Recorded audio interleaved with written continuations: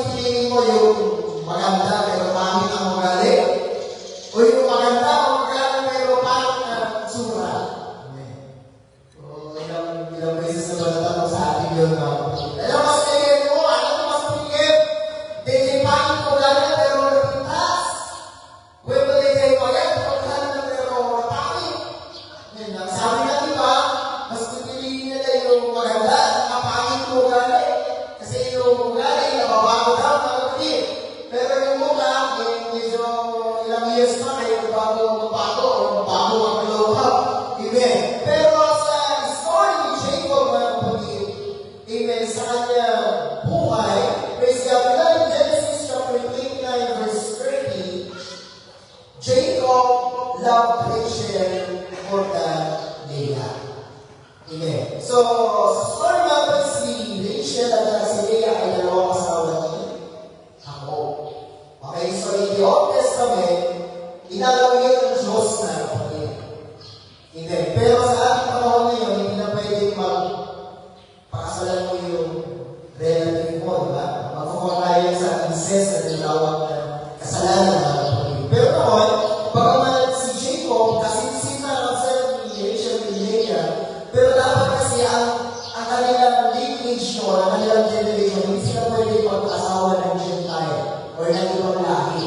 Dapat sa kanilang lahi lamang lang. Okay? So they are called Hebrews na sila doon. Okay, so dapat doon na sila mag-reproduce sa kanilang mga generation. Okay, so si Jacob mga kapatid, nagpakasawa niya si Rachel and si Leah. Pero meron distinction sa dalawa. Okay, si Rachel mga kapatid, siya ay barren.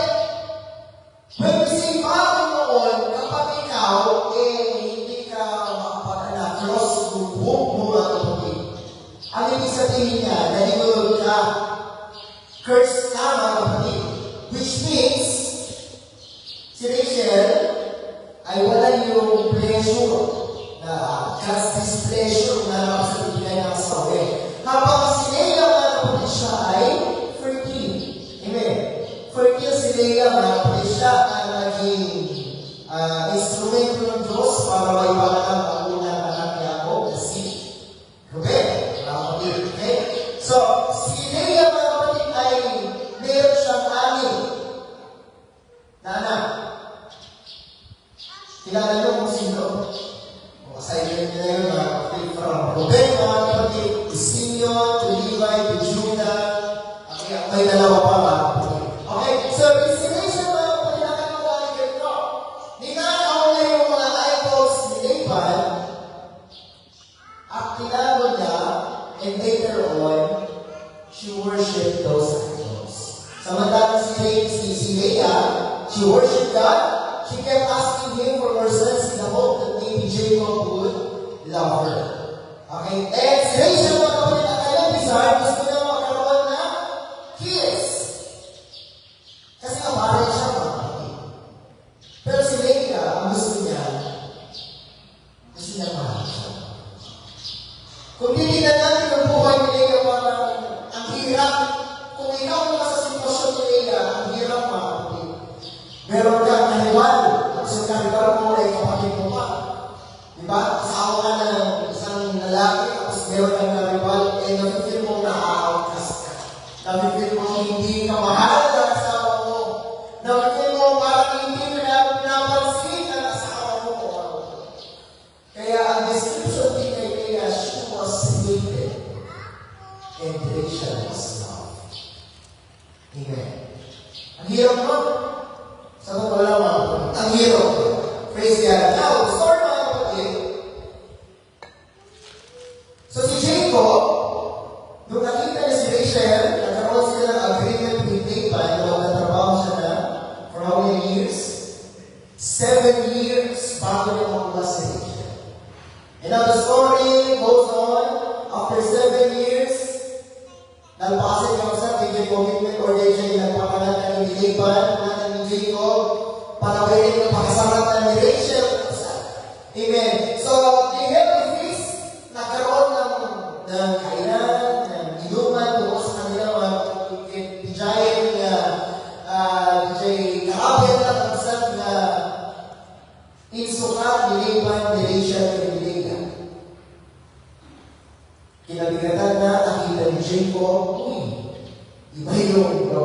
asawa niya, iba yung babae hindi siya kinaitan. Ngayon, nakakala si Jacob na dinasive na, niloko na. Apay kami, ngayon ipintempo, imbes mo mga nation na isulati, kaya ito mapakasaran na naman. Ngayon, panalipan, ito ay gusto nila na hindi pwede makasalan ang mas bata, dapat maunang ikasal nyo, and there, hindi mas tatakain, dapat gusto kailangan hindi magikasal. Nung pagkakadami mo magkakasama, kami ko napaling ay kasama sa kami na talo, hanggang na napaling ko ay kasama, hindi panganay na babae. Ngayon, mga kapatid, nagkaroon kasi na agreement for another 7 years na pagtatrabaho para makuha niya si Rachel. Now, ang trigger na yun, mga kapatid, gaano katagal ginugol ni Jacob para mapakasalan niya si Rachel? Sino nakakahala? Gaano katagal? Gaano katagal, mga kapatid, bago niya nakuha si Rachel? Sige na. Ilang taon? 14 years. Amen. 14 years. Pero mali pa na yun. Ang akala namin ay 14 years. Amen. Pero babasahin natin sa Bible. And so, bigyan niyo mga kapatid na Bible trivia niyo. Yan. In verse 27 na, fulfill her week, and we will give thee this also for the service which thou shalt serve me yet 7 other years. No, pagkatapos ng kasal, pagkatapos ng unang 7 years, mga kapatid, naalala na yung kasal ni Jacob Pinilea. Ngayon, ang sabi ni Laban, fulfill her week. Noon, meron tinatawag na bridal week. 7-day ritual of marriage nila. Yan, 7 days, mga kapatid, magkakaroon sila ng feast yan. Okay? So, after 7 days of sad na pinagkagwa ni Jacob Pinilea, intend na relation. Okay, so ang trinahay doon, after 7 years and 1 week, napakasalarin na kalapsa ni Jacob relation. Pero, 14 years pa rin siyang nagtrabaho.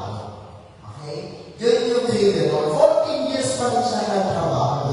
Kung baka-abas statement na ni Rachel, okay, ni Paula na, after 1 week, intend na ni Rachel, pero yung pagtatrabaho ng 7 years, kailangan pa rin gawin kay Jacob. Okay, kaya papilala kayo, ilang years na kapatid, bago nila paksalan, 7 years and 1 week, pero 14 years siya nagtrabaho. Okay, nakuha niyo mga kapatid? Okay, now, Leah's eyes were less attractive rather than Rachel, kapatid. Mas maganda tignan si Rachel kaysa kay Leah. Kaya everyday na kanila pagmumuhay, feel ni Leah, mga kapatid, ang pagiging outcast. Hanggang sa naanak na isuha sa una na anak na o sa balik ni Ribe, una na pangalanan ni Kuy ni Ribe, kaya ang Samuel, behold, asan? Hoping mga kapatid ni Jacob, ayatin ako, grabe mga parabig. Every name in the Bible, mga kapatid, may kaulang meaning. Amen. So, lahat ng pangalan na binibigay niya may kaakibat na meaning, mga kapatid. So, yung Rebek na, behold the son, hoping na ngayon, mamahalin na ako ni Jacob. And then he bore, mga kapatid, another named Simeon. Ibig sabihin ay God hears. Narinig ng Diyos ang aking iyak. Ngayon, ma-attach na siguro si Jacob sa akin. So, nakakuha mga kapatid yung focus ni Leah doon sa pagmamahal na kailangan niya kay Jacob. Every day na dinidesire ng mga kapatid, sana mahalin niya ako ng asawa. Sana hindi kayo yung pinawakil ang asawa ko sa akin. Okay? And then, pangatlong anak na si Levi, mga kapatid, meaning joy. Amen. Hanggang sa pinanganak na si Judah. Kuna na, this time, I will praise the Lord. Yung unang tatlong anak ni Leah, kuna na, hoping na ayatin lang ni Jacob, hoping na maata siya sa akin si Jacob, hoping na makipag-join na si Jacob sa akin. But the fourth time, pinigil na niya, sabi niya, this time I will praise the Lord. Hindi na ako mag-focus, hindi na ako mag-beg for love, hindi na ako mag-beg for belongingness.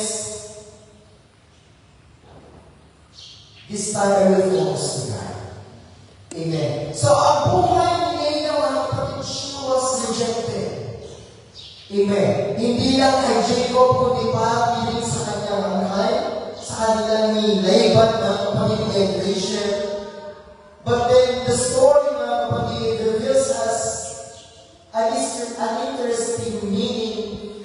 Amen. Na si Leah, mga kapatid, bagamat siya ay rejected, bagamat siya ay unloved, bagamat siya ay hated, mayroong Diyos na nagmahal sa kanya. God saw the tears of Leah and He blessed her, mga kapatid. So, kung ating tinitingnan sa story, mga kapatid, si Leah,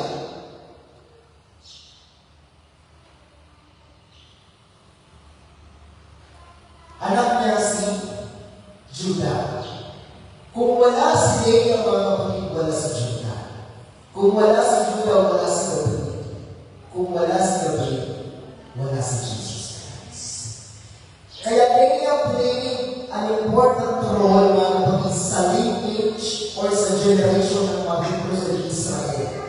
Dahil bagamat kung titignan natin, mga kapatid, kasawa ko sa ni Leah, pero hindi natin alam yung purpose ng Diyos kay Leah. Bakit gano'n ang kanyang pinagdaan, gano'n ang kanyang naging karanasan sa kanyang buhay, sa kanya na mula ang lineage, mga kapatid, yung generation of Jesus Christ. Diba? Napakaganda isipin, mga kapatid, na hindi natin mag-gets minsan yung plano ng Diyos. Hindi natin makuha kung ano ba ang meaning or ano ba ang purpose ng Diyos sa ating buhay. Amen. I don't know kung ano pinagdadaanan mo ngayon. I don't know kung ano ang nagiging karanasan mo ngayon, but God has a purpose. Amen. Hindi pa naman natin yan nakikita ngayon, pero i-reveal ng Diyos ang kanyang purpose sa ating kapatid. Praise God. Now, kung titignan natin, mga kapatid, sabi natin, or sabi ng Biblia kanina, Leah was always longing for Jacob's love. Dahil ito ang gusto niya, mga kapatid, loving wife siya. Okay? Pero parang hindi naging maganda at hindi naging resulta ng expectation ni Leah, mga kapatid. Until such time na si Rachel, mga kapatid, ay na-open din ang kanyang home. Bagamat siya ay bayan ng unang, pero inalaw din ng Diyos na siya ay magkaanak. Pinaralan niya, mga kapatid, si Joseph. Yung dalawang last doon sa 12 tribes, mga kapatid. And then, pinaralan na si Benjamin. Ngunit sa kanyang pangalan na kay Benjamin, namatay si Rachel. So, sa kanyang tatlo, unang namatay si Rachel. So, si Rachel, siya ay inilibig doon sa Bethlehem. Doon siya inilibig, mga kapatid. Amen. Hanggang sa tumaan ng tatay, amen, si Leah naman ay namatay. Siya sumunod na namatay, mga kapatid. Si Leah ay inilibig doon sa cave of Macpela. Amen. And then hindi kaano matagal, mga kapatid, namatay din si Jacob. Now, kung titignan natin, mga kapatid, in Genesis chapter 49,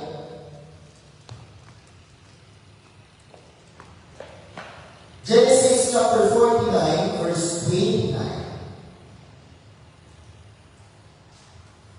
Ganito ang pagkakasabi ni Jacob bago siya mamatay.